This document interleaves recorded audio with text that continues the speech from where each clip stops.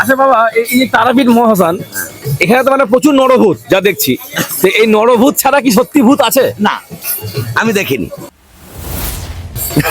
আর একটা প্রশ্ন, তারাপীঠ মহাশ্মশানে শুধু কি ভালো কাজ হয় তন্ত্রক্রিয়া, নাকি খারাপ কাজ হয়? না, খারাপ কাজও হয়। যারা খারাপ কাজ করে তারা খারাপ কাজ করে। তান্ত্রিকদের কাছে মরার খুলি থাকে, আপনারা কি সত্যি ভূত পোষেন?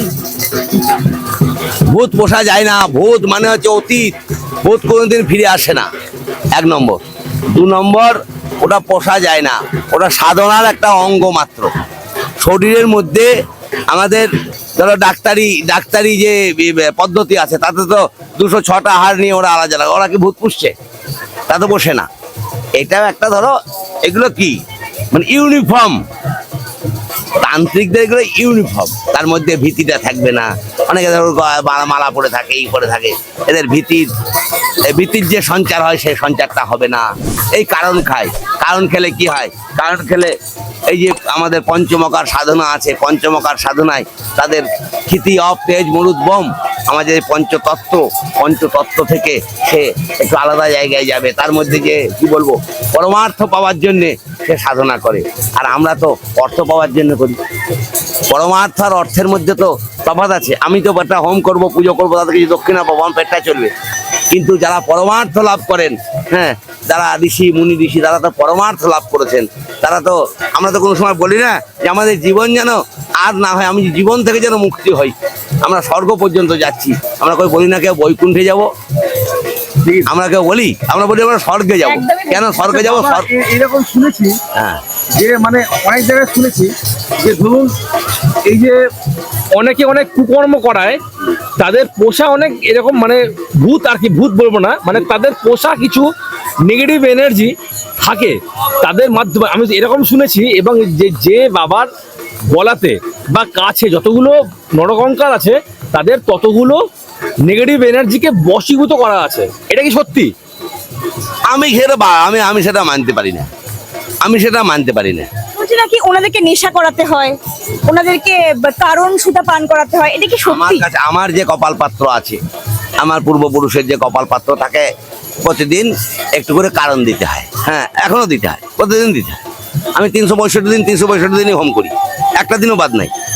হ্যাঁ, তা ব্যাপারটা হচ্ছে যে ওইটা আমার পূর্বপুরুষ করে গিয়েছেন, আমিও করছি। আমি তো বন্ধ করে দিতে পারিনি। এবার তার জন্যই উনি আমার বশীভূত তা নয়।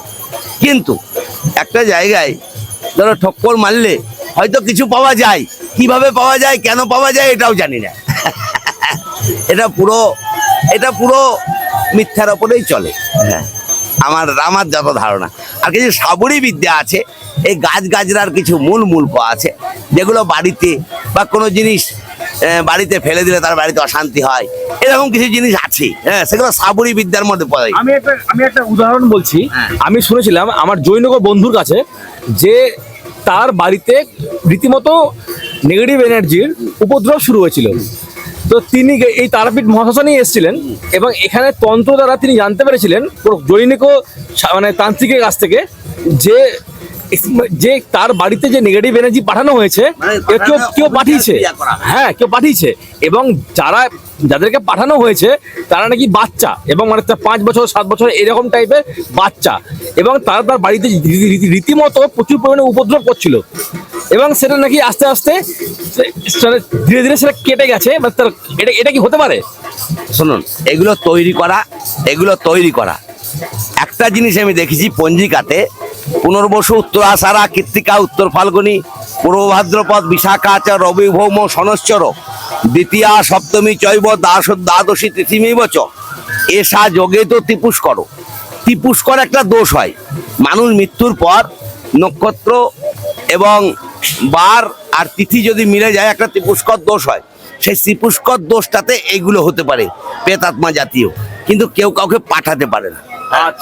এই প্রসঙ্গে একটা প্রশ্ন করছি, যে যদি কারোর কোনো মৃত মানুষের শ্রাদ্ধ না অনুষ্ঠিত হয়, পিণ্ডদান না হয়, সেক্ষেত্রে কি অসুবিধা হতে পারে? শোনো, পিণ্ডদান, শ্রাদ্ধ, ষোড়শ, এগুলো সব তো ধরো পরমার্থ, তার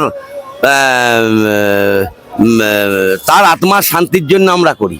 হ্যাঁ, একটা মানুষ মরা চলে যাচ্ছে, বলো হরি হরি বল বলছে, তুমি ওখানে প্রণাম করলে, কেন প্রণাম করলে? অত শরীরের মধ্যে কিছু নাই, কিন্তু না, আমাদের ওটা উদ্দেশ্য হচ্ছে, আমরা দেখে এসেছি, আমরা মানুষের কাছে দেখেছি প্রণাম করতে হয়, পালন করতে হয়। ব্যাপারটা হচ্ছে তুমি পরম ইতে মিলন হয়ে যাও, তোমার জীবন মুক্ত হোক, এটাই বলা। কিন্তু আমাদের মুক্তি লাভ হোক, তোমার জীবন মুক্তি লাভ হোক। হ্যাঁ, তুমি স্বর্গের সুখ ভোগ করো। হ্যাঁ, তাছাড়া আমাদের কিছু বলার থাকে না। কিন্তু আমরা একটা শুকনো দেহ, ওর মধ্যে তো কিছু নাই, ওকে কেন প্রণাম করবো? ওর প্রণাম করার কোনো যুক্তি নাই। কিন্তু আমরা যুক্তি কি? এই যুক্তিটা হচ্ছে যে তুমি পরমার্থের সঙ্গে, পরম ঈশ্বরের সঙ্গে মিলন হও। হ্যাঁ, এবং তুমি তোমার সদ্গতি হোক, তুমি মোক্ষ লাভ করো। আচ্ছা বাবা, এই যে তারাপীঠ মহাশ্মশান, এখানে তো মানে প্রচুর নরভূত যা দেখছি, তো এই নরভূত ছাড়া কি সত্যি ভূত আছে? না, আমি দেখিনি ভূত বা কোনো নেগেটিভ এনার্জি কি কোনো অনুভব করেছেন কখনো? নেগেটিভ এনার্জি, পজিটিভ এনার্জি, এগুলো সবই আছে। হ্যাঁ, কিন্তু মানে আমি তো সেরকম দেখি। তারাপীঠ মহাশ্মশান মানে তো মনের মধ্যে একটা ভয় কাজ করে। তো সেই ভয়টা কি সত্যিই আছে? ওটা তৈরি করা।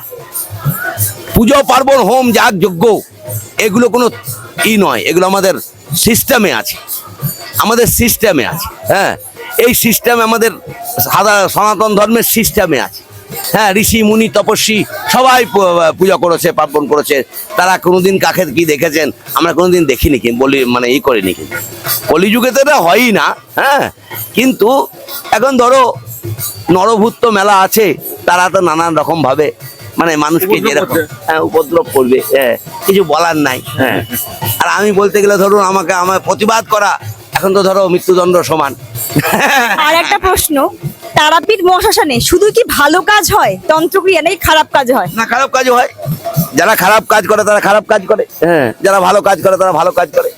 শুনেছি কোনো একটা মানুষের দুরারোগ্য ব্যাধিকে নষ্ট করার জন্য বা এড়ানোর জন্য অন্য মানুষকে রোগটা দান করা হয়, এটা কি সম্ভব? কি দান করা হয়? কোনো একটা মানুষের দুরারোগ্য ব্যাধিকে সারানোর জন্য, নিরাময় করার জন্য অন্য কোনো মানুষের রোগটা হচ্ছে দিয়ে দেওয়া হয়, না। এটা কি তন্ত্রক্রিয়া সম্ভব না, হয়? না, না, না, কারোর রোগ, টুকটাক গুণ এগুলো কি করা না, যায়? না, না, না, এগুলো আলাদা জিনিস।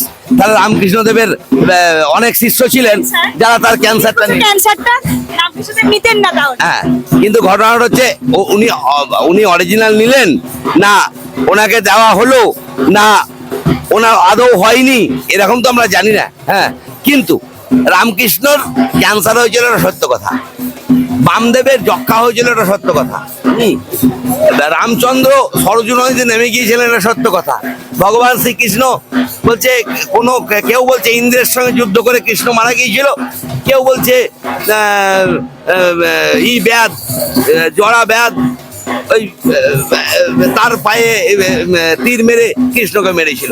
কিন্তু বড় বড় অসুর দিকে ওনারা মেরে দিলেন, একটা তীরের গুলিতে মেরে গেল। এগুলো পৌরাণিক কিছু কাহিনী আছে, পৌরাণিক কাহিনী ভীতির সঞ্চার বেশি করে। হ্যাঁ।